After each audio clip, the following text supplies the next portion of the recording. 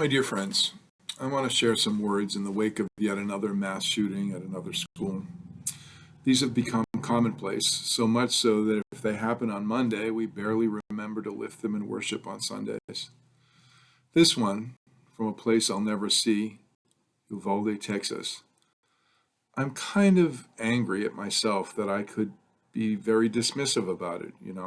It's Texas, where there's permitless rights to carry guns and no background checks required.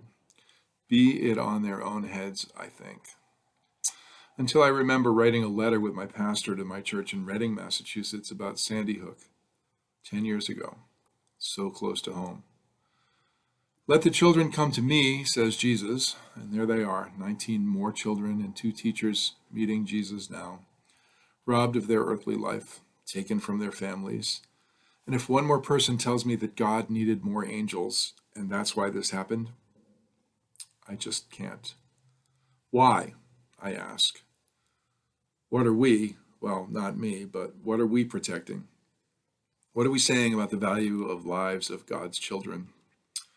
I heard from a couple of teachers today and read and listened to lots of things on the internet, but it's not enough. I haven't written to the president or to Congress or to a legislator in a long time, but I'm going to, and I invite you to consider doing the same. And as the Apostle Paul wrote to the church in Thessalonica, pray without ceasing, for this is the will of God in Christ Jesus for you. Friends, I don't know where else to go with this. We offer thoughts and prayers when what we really need are gun laws. We need to remember that we are God's hands on earth, and we are letting God's children die senselessly. But I want to offer those who are stunned and grieving on behalf of those families in Texas, a word from a poet I've quoted for in recent sermons. His name is John Rodell. He writes, I can't make the world peaceful. I can't stall tanks from roaring down roads. I can't convince the news to stop turning war into a video game. I can't silence the sound of bombs tearing neighborhoods apart. I can't turn a guided missile into a bouquet of flowers. I can't make a warmonger have an ounce of empathy. I can't convince ambassadors to quit playing truth or dare. I can't deflect a sniper's bullet from turning a wife into a widow. I can't stave off a country being reduced to ash and rubble. I can't do any of that.